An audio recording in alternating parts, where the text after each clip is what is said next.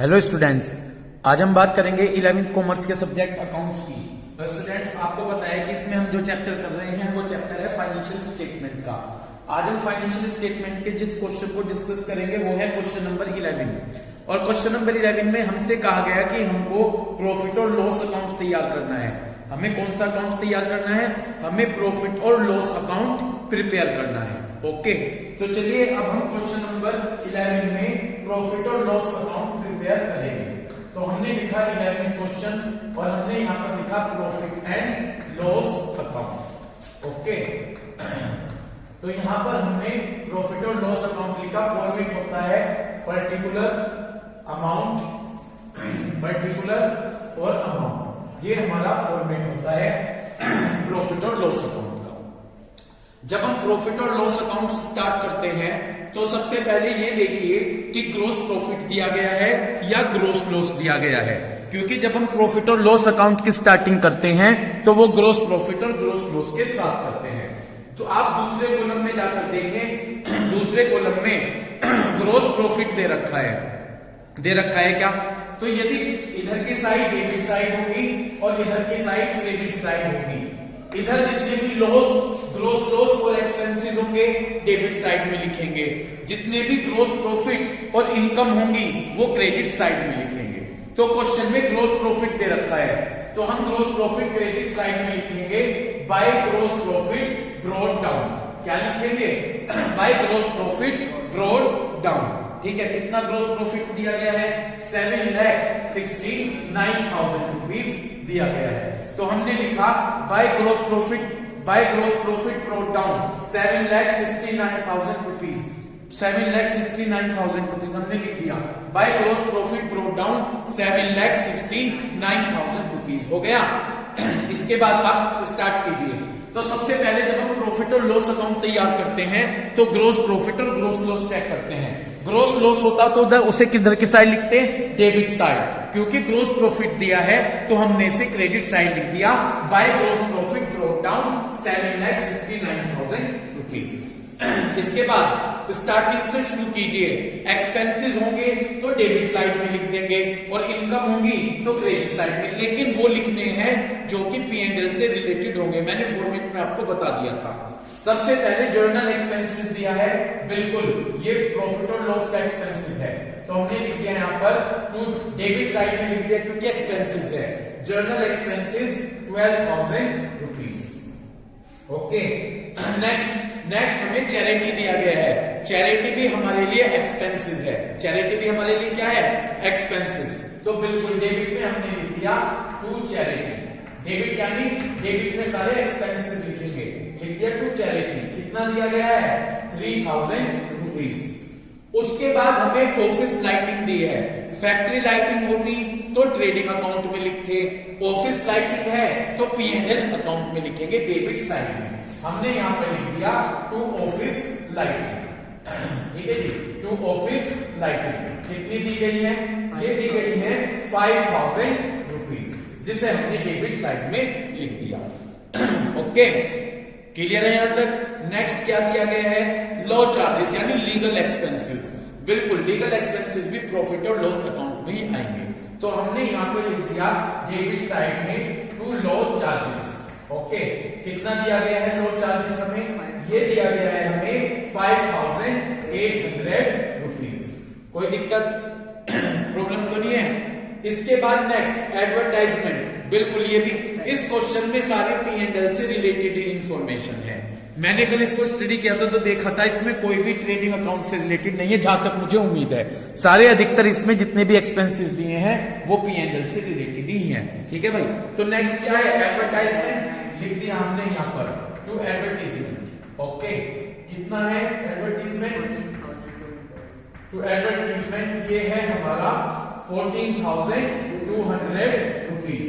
Okay, next हमारे हैं bank charges.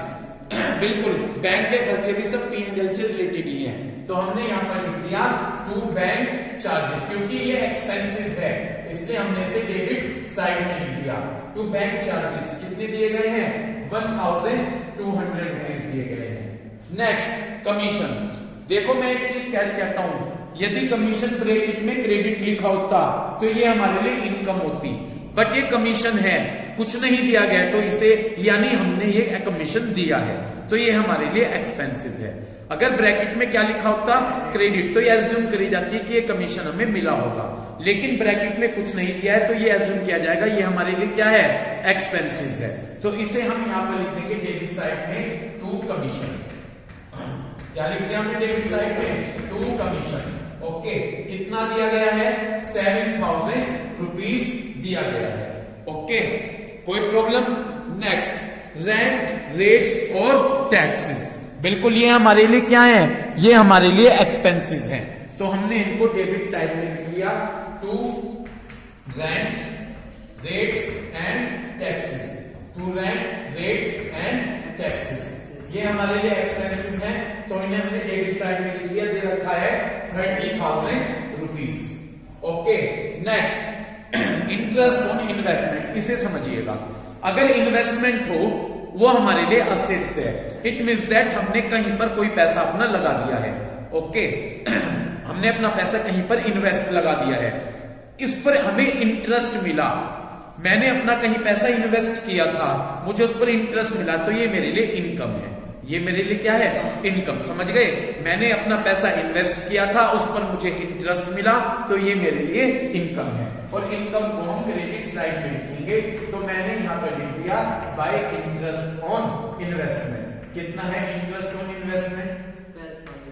यहाँ पर कितना दिया गया है 12,000 रुपीज दिया गया है। कोई दिक्कत? Next, salary income. सैलरी को डिफरेंट कहते हैं, डिफरेंट टाइप की इनकम। इनकम किधर लिख रहे हैं हम? क्रेडिट साइड में, तो मैंने यहाँ पर लिख दिया बाय सैलरी इनकम। क्या लिख दिया मैंने यहाँ पर? By salary income. ठीक है जी, कितनी इनकम है हमारी? जो हमारी इनकम है 6,000 रुपीज। कितनी इनकम है? 6,000 रुपीज। कोई प्रॉब्लम? तो हमने लिख दिया by salary income 6,000 rupees. Next, indirect expenses. देखो, जो डायरेक्ट एक्सपेंसेस होते हैं वो तो ट्रेडिंग अकाउंट में आते हैं, और जितने भी इनडायरेक्ट एक्सपेंसेस है वो सब P&L से रिलेटेड है। तो हमने यहाँ पर लिख दिया एक्सपेंसेस है, डेबिट साइड में लिख दिया टू इनडायरेक्ट एक्सपेंसेस। ठीक है जी, कहां पर लिख दिया? डेबिट साइड में टू इनडायरेक्ट एक्सपेंसेस। कितना दिया गया है? 2,100 रुपीज दिया गया है। कितना दिया गया है? 2,100 रुपीज दिया गया है। ओके कोई प्रॉब्लम? नेक्स्ट, इसके बाद प्रिंटिंग एंड स्टेशनरी, ये भी हमारा एक्सपेंसेस है, तो हमने एक्सपेंसेस साइड में लिख दिया यहाँ पर टू प्रिंटिंग एंड स्टेशनरी। ठीक है जी, टू प्रिंटिंग एंड स्टेशनरी। कितना दिया गया प्रिंटिंग और स्टेशनरी? 1,500 रुपीज दिया गया है। ठीक, नेक्स्ट कॉलम पर आ जाइए, ग्रोस प्रॉफिट। ग्रोस प्रॉफिट हमने लिख लिया है। नेक्स्ट क्या दिया गया है? Carries outward. कैरीज आउटवर्ड, देखिए कैरीज इनवर्ड तो डायरेक्ट एक्सपेंसेस है, और कैरीज आउटवर्ड P&L से रिलेटेड है, तो हम यहाँ पर लिखते हैं, यहाँ पर हमने लिख दिया टू कैरीज आउटवर्ड। ठीक है जी, ये हमने लिख दिया यहाँ पर टू कैरीज आउटवर्ड। कितना दिया गया है कैरीज आउटवर्ड? यस, 20,000 रुपीज, तो हमने यहाँ पर 20,000 रुपीज लिख दिए। नेक्स्ट हमें क्या दिया गया है? Office expenses. नेक्स्ट क्या दिया गया? ऑफिस से रिलेटेड एक्सपेंसेस है, लिख दूं?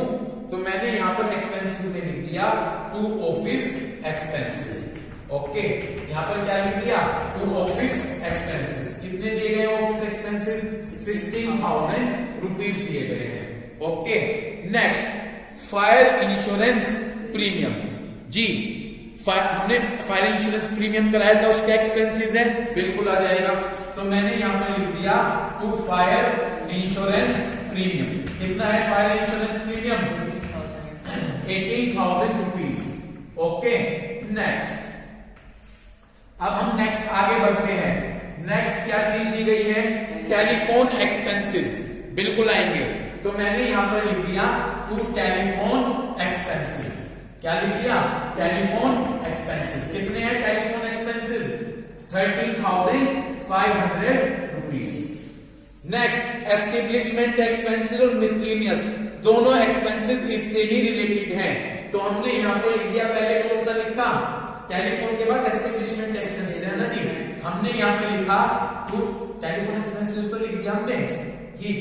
टू लिखा एस्टेब्लिशमेंट एक्सपेंसेस, कितने establishment expenses 2500 rupees, okay. Next miscellaneous expenses हमने लिख दिया यहाँ पर टू मिसलेनियस एक्सपेंसेस, कितने हैं मिसलेनियस एक्सपेंसेस 7100 रुपीज, ओके।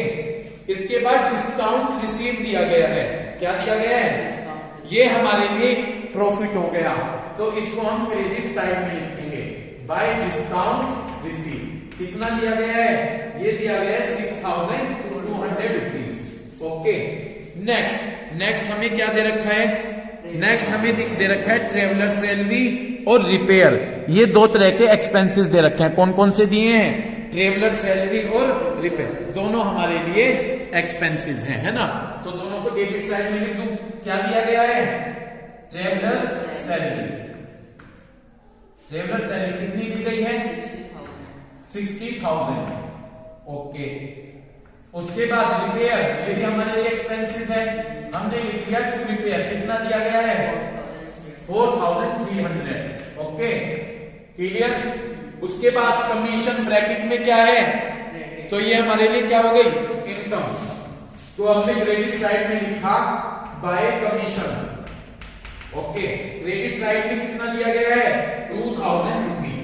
देखिए मैंने पहले भी बताया था कि यदि कमीशन क्या दे रखा है, यदि कमीशन कुछ नहीं है तो एक्सपेंसेस मान के चलेंगे, ठीक है।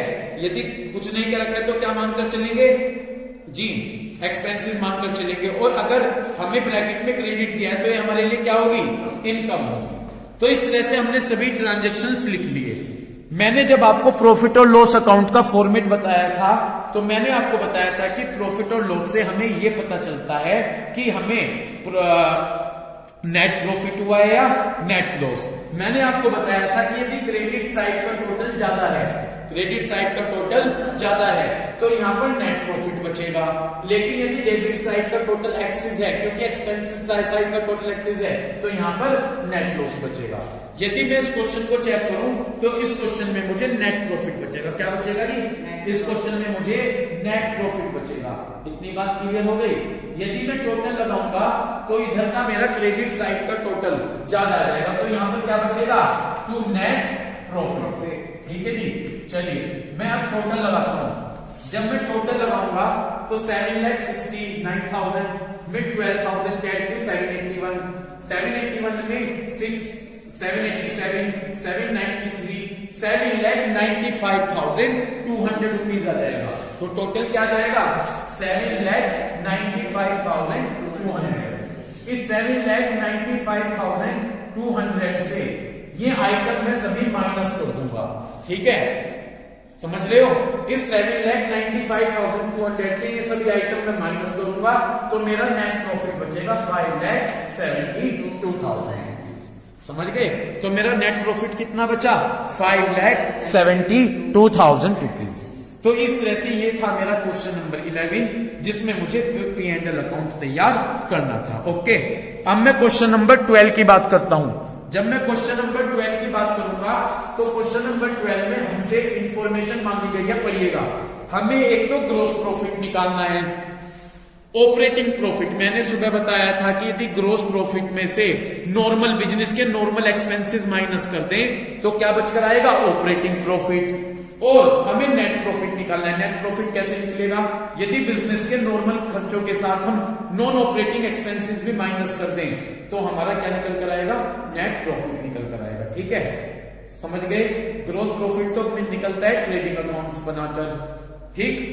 तो सबसे पहले हम अब ट्रेडिंग और P&L अकाउंट देखो। पहले मेरी एक बात सुनो, जब हम बड़े न्यूमेरिकल्स करेंगे, लॉन्ग क्वेश्चंस करेंगे तो वहां पर ट्रेडिंग P&L एक साथ बनाया जाता है, वहां पर ट्रेडिंग और P&L अकाउंट एक साथ बनाया जाता है। क्वेश्चन में इंफॉर्मेशन समझ गए क्या क्या बनाना है। एक तो हमें ग्रोस प्रॉफिट निकाल कर देना है, एक हमें ऑपरेटिंग प्रॉफिट निकाल कर देना है और एक हमें नेट प्रॉफिट। देखो मैं इस क्वेश्चन को कैसे सोल्व करूंगा। क्वेश्चन नंबर 12 मैंने बना लिया ट्रेडिंग एंड P&L अकाउंट। क्या बना लिया, ट्रेडिंग एंड P&L अकाउंट, ये बना लिया, ओके। जब मैंने बनाया फॉर्मेट होगा particular amount, okay, particular amount. देखता हूं पहले यहां तक कवर हो रहा है क्या बोर्ड में। ठीक है, सब कवर, यहां तक कवर हो जाएगा। ठीक, तो स्टार्ट करते हैं। सबसे पहले मैं ट्रेडिंग अकाउंट बनाऊंगा।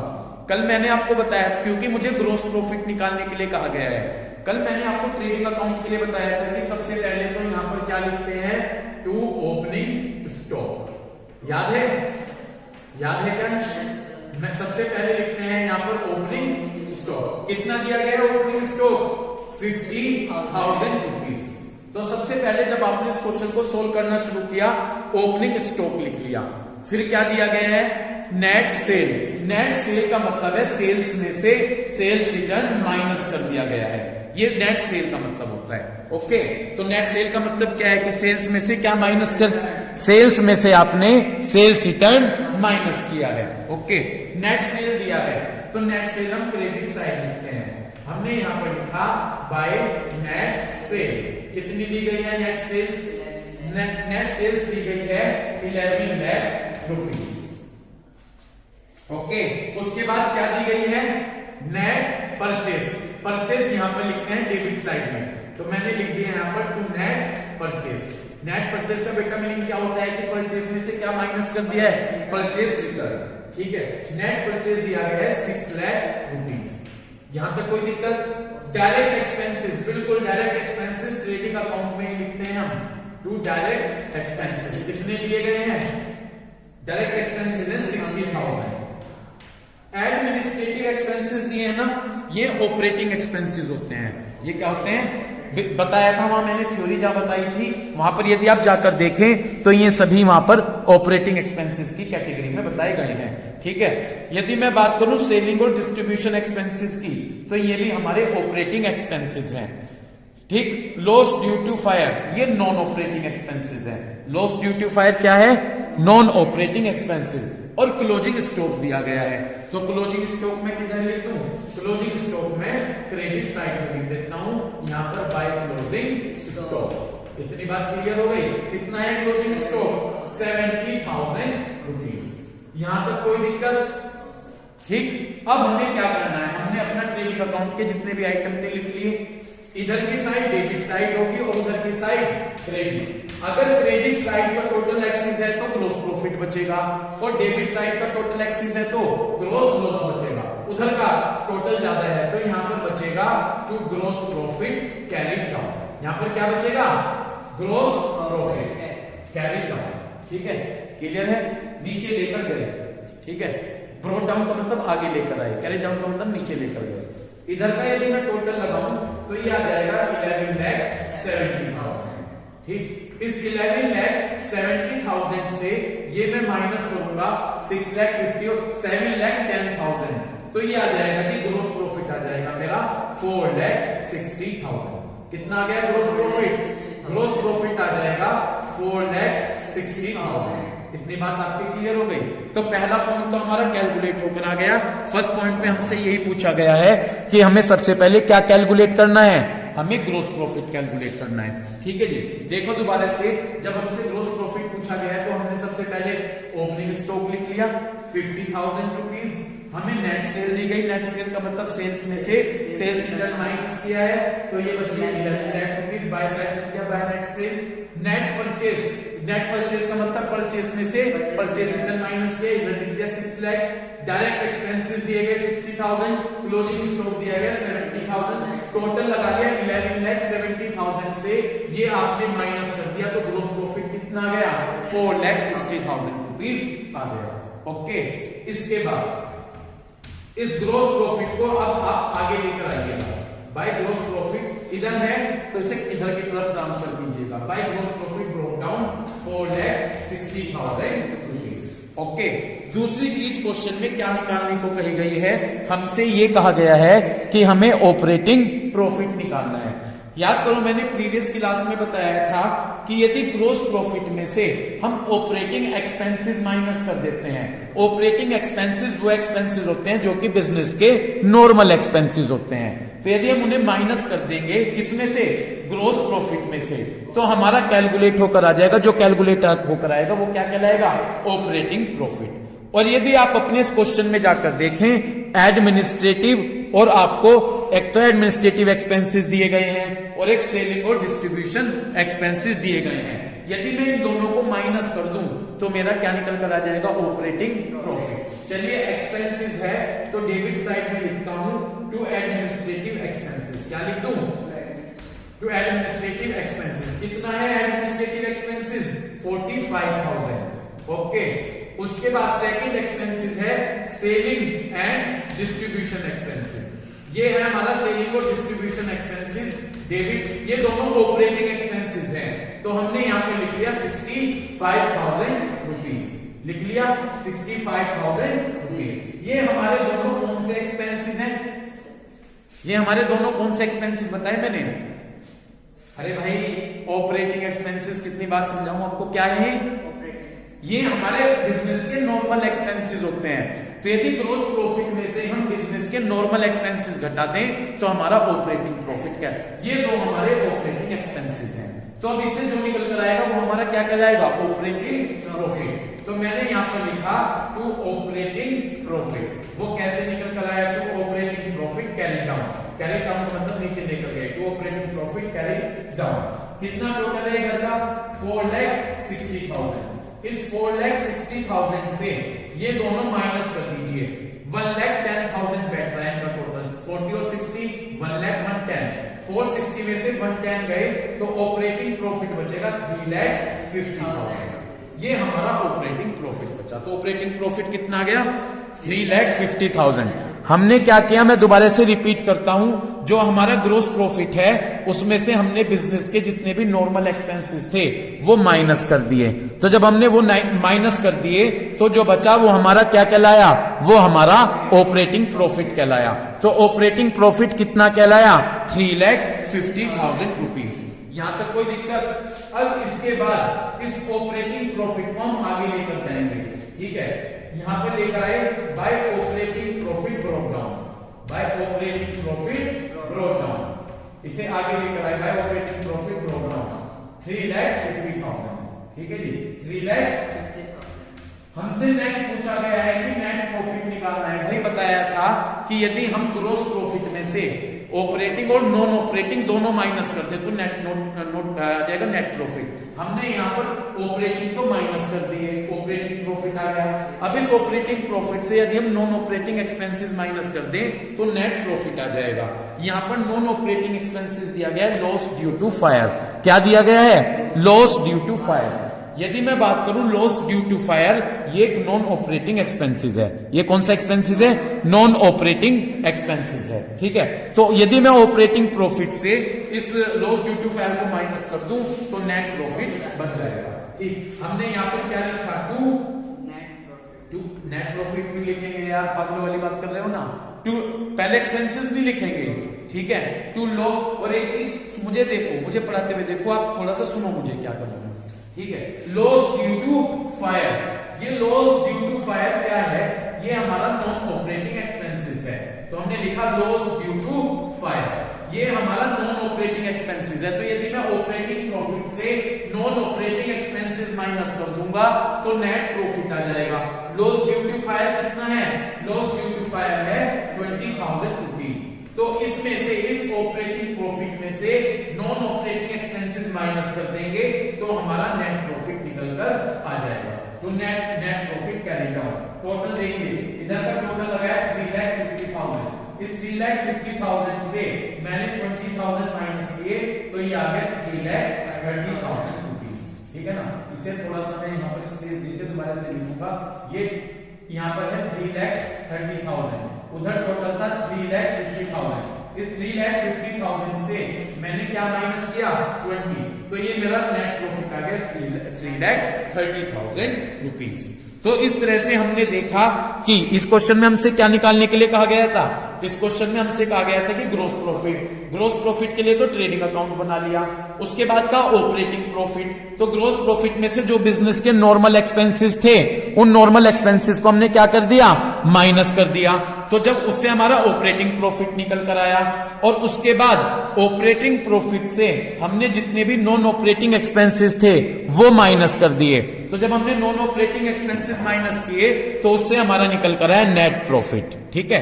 तो इस तरह से आज हमने क्वेश्चन नंबर 11 और क्वेश्चन नंबर 12 किया। तो उम्मीद है इस वीडियो को देखकर आप इन कंसेप्ट को अच्छे से क्लियर करेंगे।